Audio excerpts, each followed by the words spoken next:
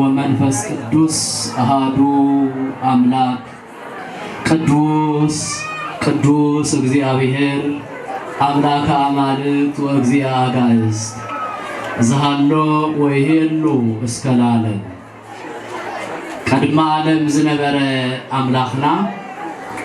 مايكل عالم زلو فطارينا عالم حلفو زنبر بحادنتو بسلستنتو آميننا لنبر هزوي هاجر እግዚአብሔር ቅድስት ትግራይ ታቦተ ጽዮን እትረከባሉ ታሪከ ቅዱሳን ዝተዘገበሉ አምላክና እግዚአብሔር በዛ ሰዓት እዚያ ድማ ብናይዴና በቅድስት አርሴማ ሰማይት ስም አብዙ ቅዱስ ስፍራ ዚዩ ምስ ቅዱስ ሕዝብና ክንራፈድ እግዚአብሔር ስለዝፈቀደልና ክብር ምስጋና ንዕኡ ለእግዚአብሔር ይሁን። ዝኸበርኩም እንካብ ሓውና መምህር በረከት ጀሚርና ዘለኹም ናይ ማሕበር አርሴማ አባላት ኣብ ምትሕግጋዝ እትነጥፉ ኣብ ህዝብ ምሕብሓብ እትነጥፉ ኣብ ናይ ዓድኩም ሽግር ዘሎ እትነጥፉ ኩልኩም አባላትን ሓገዝትን ደገፍትን بتفلالي እግዚአብሔር ዝሃበኩም ጸጋ ተሐግዙ ኩልኩም ኣብዚ ቅዱስ ስፍራ እዚዩ ዝተረኸብኩም ኩልኩም ደሃና ደውዒላትኩም ደሃና ደውዒላትኩም ደሃና ደቀኒኻትኩም እንኳን አምላክና አምላከ ሰማይታት አምላከ ቅዱሳን አምላከ ጻድቃን ዝኾነ ፈጣሪና ኢየሱስ ክርስቶስ بسم አዴና ሰማይት ቅድስት አርሴማ ስማን ምጽዋዕ ባስም ድማ ከምዚ ተሰባሲብና ቅዱስ ቃሉ ክንሰምዕ ናይ ግዜው ምሳሕ ወይ ድማ በረከት ቁርሱን ክረክብ ዘሰባሰበና ሓዝውን ብድጋሜ ለእግዚአብሔር ክብር ምስጋና ይኹን። እሞ እዚ ዕለት እዚዩ ዕለት 6 ታኅሳስ ኢና ዘለና እዚ ዕለት እዚ ድማ ክብረ በዓላ ናይ ሰማይቱ ቅድስት አርሴማ ክብረ በዓል እንድሕር ናይ ቅድስት ሰማይቱ በዓል ኮይኑ ኩሉ ግዜ ምስቶም ቅዱሳን ሰማይታት እዚኣቶም እንዳስታወስናዮ ቅድሚያ ሂብና ነስታውሶ ንኣምላኽና ንእግዚአብሔር እዩ። ብናይ ቅዱሳን ስም ምስብሳብ بناي سمايتات سم مسبساب بناي دينا قدست ቅዱሳን ድንግል ማርያም مسبساب حقاوي منفساوي سماياون مدراون بركت زوهب مخوانو بقدسات مصحفتي تزغيبمልናዩ ነዚዩ ዝገልጽ ኃይለ ቃል ወይም ድማ ቅዱስ ቃሉና እግዚአብሔር መልዓል ገርና እንነጋገረሉ ሰዓትን ጊዜን ናይውን ዝናገረሉ አንደበት ናዓኻትኩምን እትሰምዑልን ምስማዕ ብቻ ዘይኮነስ ተስተውዕሉሉ አይሙሮውን አምላክና እግዚአብሔር ክበና ከዕድለና ፈጣሪና ቅዱስ ፈቃዱ ይኹን። እሞ እቱ ቃሉ ከምዚ ይብል ዘቺያክሙ ተወክፈ ቺያዬ ተወክፈ وزرچياي توقفو توقفه نعخاتكم زذكره نعخاتكم ذكر غرو باخاتكم سم استجنبو زطميو استفناقلو صوا ماي قرير نيشتي ماي قازسيه ايحقل اسيتو واغاكم ايحقلني وين دما سقيلو ايترفني فرخ فرئي املاكنا እግዚአብሔር እዚ ቃል እዚ ዝተናገሮ ወይ صحافو ካብቶም 12 ሐዋርያት ቅዱስ ዝኾነ ሐዋርያ ቅዱስ ማቴዎስ እዚ ኃይለ ቃል እዚ ንምንታይ ጽሒፍዎ እንታይ ክገልጽ ስለዝደለየ እዩ እንታይ ከንርባሓሉ ንሕና ካብዚ ቃል እዚ ዝብል حصر بزبالة قال كن ريوينا نمنتاي صحيفو ناي እግዚአብሔር ቃል ናይ እግዚአብሔር መልእክቲ ናይ እግዚአብሔር ድምጽ ስለዝኾነ ሐዋርያ ድማ ናይ እግዚአብሔር ተላኺ ናይ እግዚአብሔር ተአዛዚ ናይ እግዚአብሔር ስራሕ ፈጻሚ ስለዝኾነ ኣብ ትሕቲ እግዚአብሔር ሐዋርያ ቅዱስ ማቴዎስ ናይ እግዚአብሔር ተአዚዙ ናይ እግዚአብሔር ስራሕ ንምፍጻም ኣብ ምዕራፍ 10 ቁጽር 4 ጀሚርና ክስካብ 40 ሓሙሽተን ወይ ክሳብ 4 እንተንዩናዮ መጀመርያ ዝገልጽ ንንታዩ ንዓኻትኩም ዝዘከረ ይብልሞ ንዓይ ዝዘከረ እዩ ንዓይ ዝዘከረ ድማ ይብል ነቱ ዝለኣኸነቦይ ፈጣሪዬ ወይ ደሞ እግዚአብሔር አብ ምዝካር ማለት እዩ ይብል ናይ መጀመርያ ቃሉ تحتلنا انترينا يدما سم صادق سم سماي تصوعو سم نبي تصوعو ناي صادقان سم تصوعو بسم صادقان بسم ملائكة بسم قدوسان بسم سمايتات قدست أرسيما ناي علتو كبر بعلا سلازغون نزياتهم تصوعو يبل مو تحتي لدما ماي قرير يبل ماي بحانتي توانش أجرو ماي زستيه بأنت سما سمايتات فتاري أملاك نتوم سمايتات فتارا أملاك نزوم سمايتات زياتهم صادقان زغبرا أملاك بناتو سم بزعلة زيو بناي أرسيما بعال نخبر لنا مو نأرسيما زخبرا أملاك يخبريلو ماي قرير انجرا زمسحن ماي زستي خدان زخدنه حاميمو زحكمه تجنانيقو زصنعنعه ازياتهم عبيت يوم ماي قرير ماي ببرچقو قريحو بسم قدوسانن بأملاح السم بتوم قدوسان كبري بእግዚአብሔር ስም ዘስተየ ንሱ እትዋጉኡ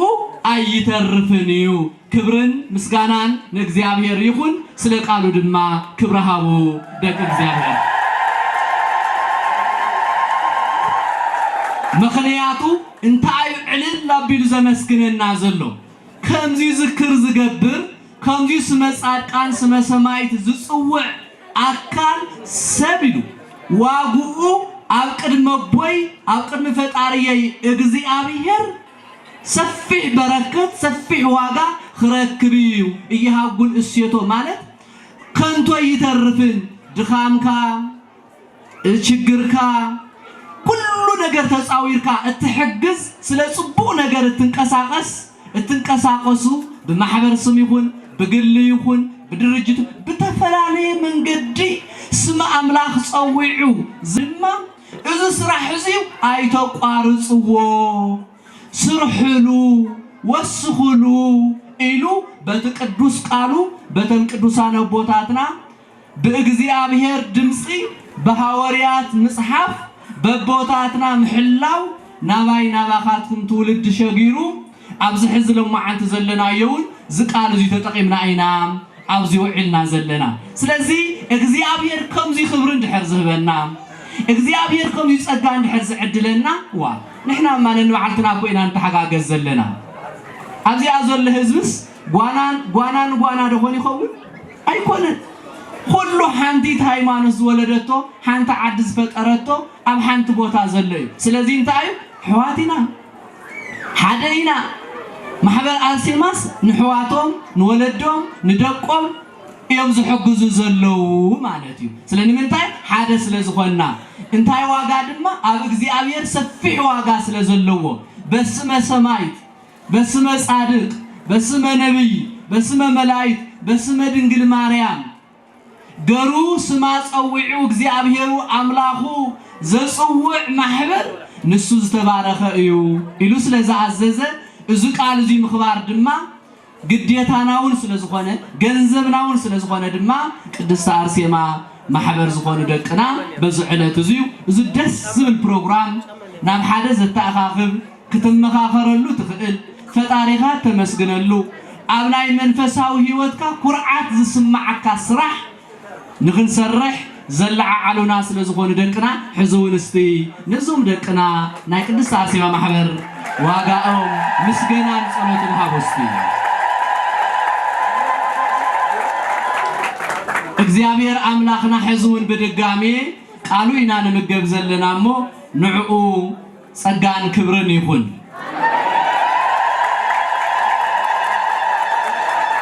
بخالي من قدون يوحنس برأيو رأي يوحنس تبهال مسحف أم مسحف قدس النرهو عصرت شدشته عصرت 4 جمير ناصر عصرت 5 زلو كم زيبل أنا بقصبت كمسأكم يومو أفتاز مسأكم علت سلازة يتفلتوا تزجاجهم صنحوا يبل تزجاجهم صنحوا وزي مالت كان تاي مالتيو أنا كم قصبت يزمس أفتاز مسأكم ساعات دما إسقاطكم يتفلتوان جن نبركز خوون واقع إندا سرحة زسنحة إندا تزجاجوا زسنحة نسون تايلو ولا نسو بصو يويلو ولا نسو بصو يويلو زيابير أملاكنا نايك دوسان بصوان كدوسان صار كنا بوتاتنا بركة يعدلنا بركة يعدلنا أملاكنا زيابير بزمن قد يكون رياض ما تنقل تلنا عاوزيو محبر أرسيما نزول يزول هزنا محجاز نزول يزول هزنا مورال مهاب نزول يزول له حزبي تفناقيلو كافتاز فتوى جزء كافتاز فتوى مربتو تجناني وزول هزنا مرجع تسفى مخوان مورال مهاب عايزكم مباليم ترخيهم زلوا سلازي نزك على جن تايلو نتايل يصنع عنالو عايزكم عايتجنقوا أنا زمسكم ساعات أيتفلتوان حدا معلتي السخاتكم أبزي تقصركم مع مسيح نجزاكم أتو نجزاكم تمرسوا عرفت رخوا يا أخلقكم مثل قالن جنكم يا أخلقكم زمل قال كم زمس ترديهم حدا معلتي زيابير صباح ديالهم معنتي فتصم سلام كم زبكم أيتجنقوا تزجاجهم صنحوا يبلنا إذا أنت بلنتلو نتحز زلنا يا قدايا بخالي من قد دمام ناي قدوسان تذكار ناوصكم ناي قدوسان ذكر እንዳገበርኩም ناي ملائكه ذكر እንዳገበርኩም ዝተጨነቀ ሰብ እንዳረጋገኹም ዝተመየ ሰብ እንዳብላዕኹም ዘዓረቀ ሰብ እንዳፈደንኩም እትጸንሑ አካላት ማህበራት ወርቅ ሰባት ኩልየኹም እስኻትኩም እግዚአብሔር መጽኡ ጻውዒት እንትገብር እንተሎ ኣብ ቅድሚ እግዚአብሔር ጸጋን በረከትን ክትረኽቡ ይኹም ይብለኩም ኣሎ ክቡራት ደቀይ እግዚአብሔር ክብር ጸጋን እግዚአብሔር ያዕድለና بخالي من قدون بماتيوس وانجيل معراف 40 كلتن قصري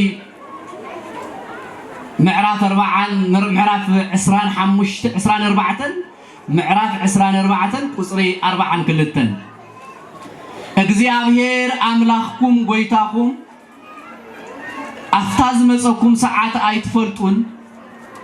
ነዚውን ጽቡቅ ስራሕ እንዳሰራሕኩም ጽንሑ ጽቡቅ ምግባር እንዳጸናሕኩም ጽንሑ ነንባዕልትኩም እንዳተሓጋገዝኩም ጽንሑ ዝጠመዩን እንዳሓገዝኩም ጽንሑ ዝተጨናነቀ ሰው እንዳረጋገኹም ጽንሑ ኢሉውን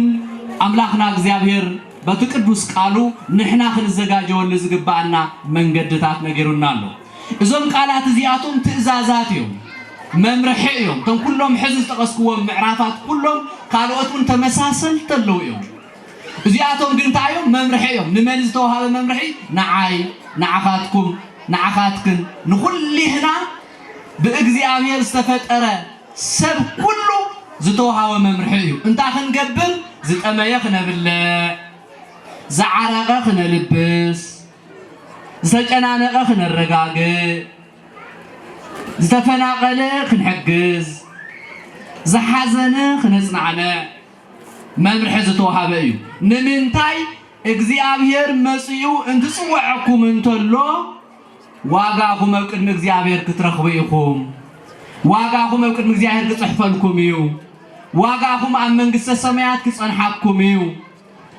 حدا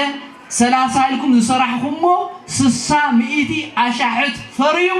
أقدم እግዚአብሔር ተጻሒፉ ክጸንሐኩም እዩ አየናይ እቱ ጽቡቅ ስራሕ ዝሰራሕኩሞ ኢሉ በቅዱስ ቃሉ ተነግሮናል بخاري من قد دما حوكا غربيتكا ناي بعلك حزب تفناقل قديتا دما لنا قديتاون لنا እቲ ናይ መንፈሳዊ ጻውዒት ናይ እግዚአብሔር መምርሒ ትእዛዝ ከም ደቂ ሰባት ከም ሕንና ከም ተጋሩ ድማ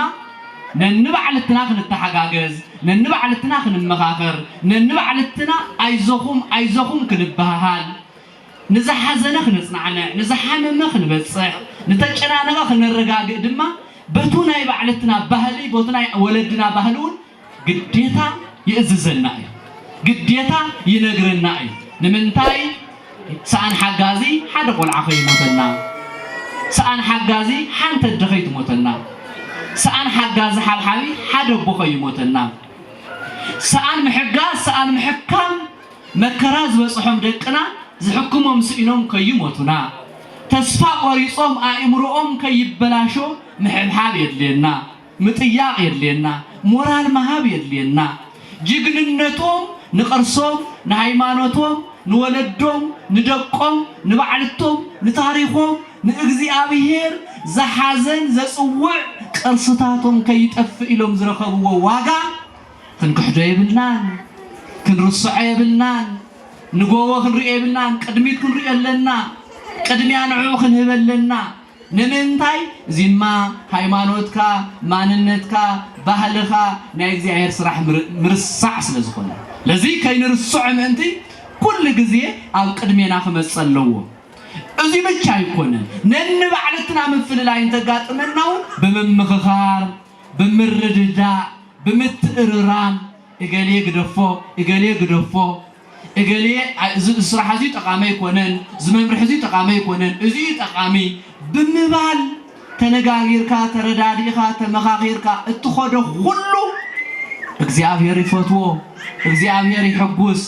እግዚአብሔር ይحጉሱ አውዝ ምድሩን በረከትን ሰላምን ትረክብ አው ቅድም እግዚአብሔር ተጸዋዕካሉ ደማ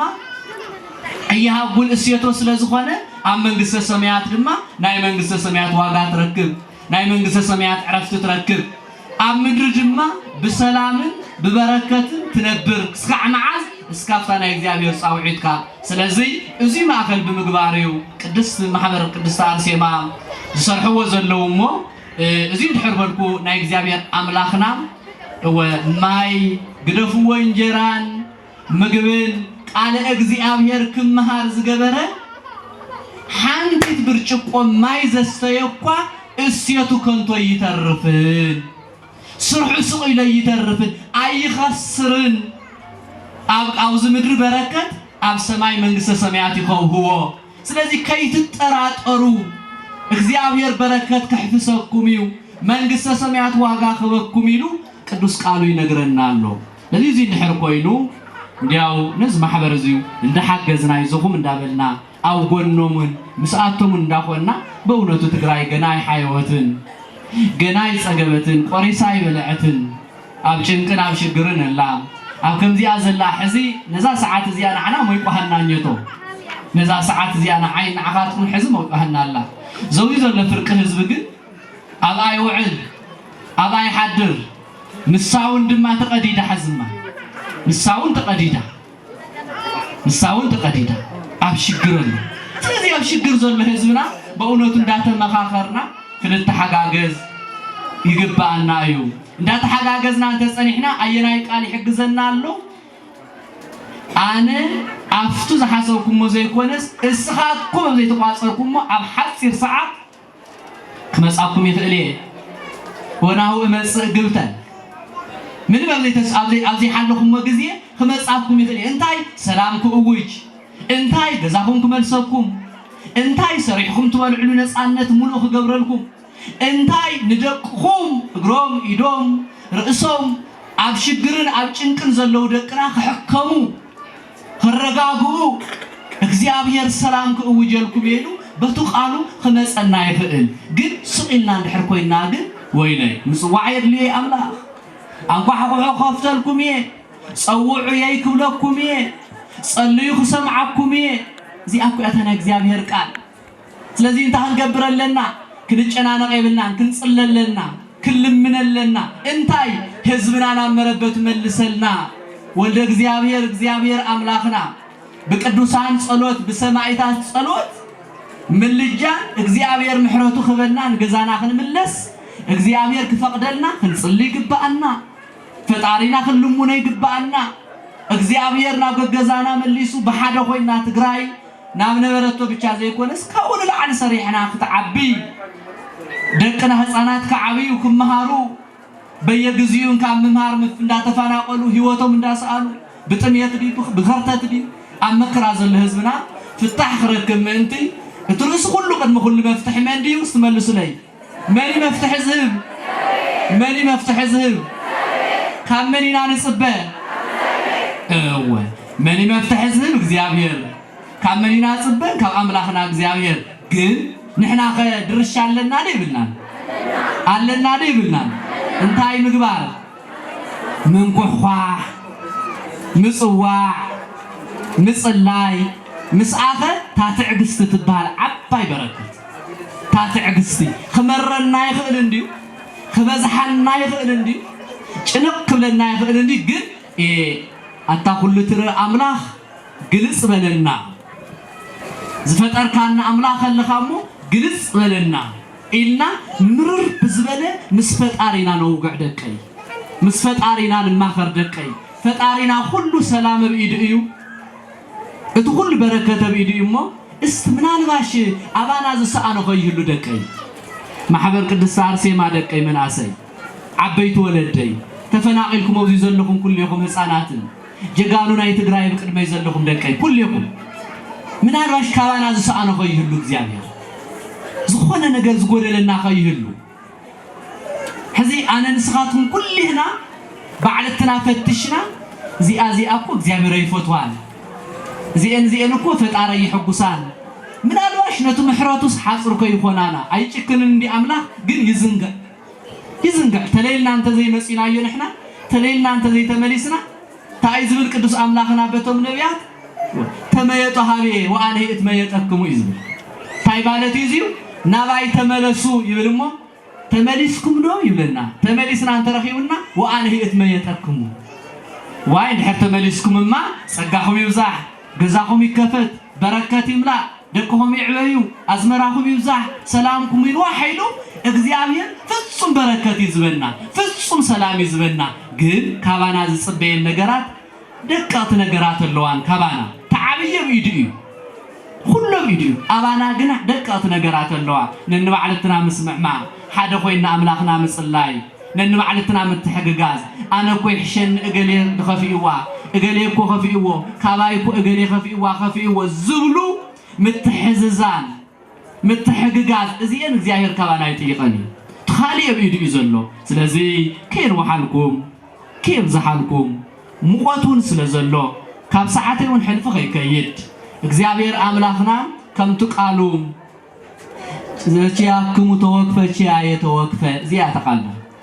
ዘችያክሙ ተወክፈ ችያየ ተወክፈ ንዓኻትኩም ማይ እንጀራ ዝበለ ንዓይ ንፈጣሪኡ ከም ዝሃበ ይቁፀሮ ንዓይ በኣምላኹ ብኢየሱስ ክርስቶስ እዚ ዝናገረ ዘሎ ኣብቱ ሐዋርያት ዘጽሕፎ ዘሎ ክርስቶስ እዩ ካብኡ ድማ በዓል እንታይ ኢለሎ ንዓይ ናተይ ድምፂ ሰሚዕኹም ዝፈጸምኩም ይብሎም ነቶም ደቀ መዛሙርቱ ነቶም ከምዚ ብማሕበር ብገለ እንዳኾኑ ዘገልግሉ ዝፈጸመ ነቱ ፈጣሪ እግዚአብሔር ኣብ ፀውዒ ወይ ድማ ሰሪዑ ተኣዚዝዎ ማለት እዩ አንቱም ነዚ ተኣዘዝኩም ንፈጣሪኩም ተኣዘዝኩም ኣብዚ ጠመይ ሕዋትኩም ኣብዚ ጠመይ ሕዋትኩም ኣብዚ ዓረቁ ሕዋትኩም ኣብዚ ዓረቃ ሕዋትኩም ኣብዚ ዝተሓጋገዝኩም ድማ ይብል ንዓይ ንፈጣሪኩም ከም ዝሃብኩም ቁፀርዎ እቲ ዝሃብኩምዎ ድማ ከንቱ ይቐርን ከንቱ ኣይቐርን እየሃጉል እስየቶ ማለት እዩ ከንቱ ይቐርን በረከት ኣብ እግዚአብሔር ክትሓፍሱ ኢኹም ሰላም ክትረኽቡ ኢኹም ይብል ድማ ታው ትሕት ኢሉ እንታይ ቆፂርዎ ዘሎ በስመ ነቢይ በስመ ሰማዕት በስመ ጻድቅ በእንተ ስመ እገሌ በእንተ አምላከ እገሌ በእንተ አምላከ ሰማዕቱ ኢሉ ማሒዝ ቅድስት አርሴማ ማሕበር ዝኮን ደቅና እንታይ ይብለሎ ሕዚ በእንተ አምላከ አርሴማ በእንተ ቅድስት አምላከ ቅድስት አርሴማ ነው ልዮም ሕዝሎም ማዓንቲ አውዚ ምሳኻትኩም ኢሎም ኣነውን በእንተ ቅድስት ሰማይታ አርሴማ አምላክ ናይ እግዚአብሔር ቃል ተአዚዘ ይነግረን ሁናቴ ይኮነን ናይ እግዚአብሔር ስለዚህ ናይ ሰማይታት በጸጋ በበረከት ዘዓደለ አምላክ ካብቶም ቅዱሳን በረከት ካብ እግዚአብሔር ቸርነት ካብ ድንግል ማርያም አማላጅነት ካብ ሁሉም ጻድቃን መላእክት ተራዳኢነት ለህዝብና ሰላም ለሁሉና ሓድነት ምትሐገጋዝ ምድግጋፍ ሰላምን ፍቅርን ለተፈናቀሉ ደቅና ህዝብና ንገዞም ዝምለስሉ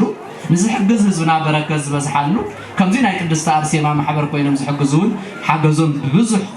ሓገዝን ጸጋን ክበዝሓሎም አምላክና እግዚአብሔር ያዓድለና እግዚአብሔር ይባረኩም እግዚአብሔር ይባረከና ሰላም ይብዛልና ወስብሐት ለእግዚአብሔር ወለወላዲቱ ድንግል አሜን እግዚአብሔር ይባረክ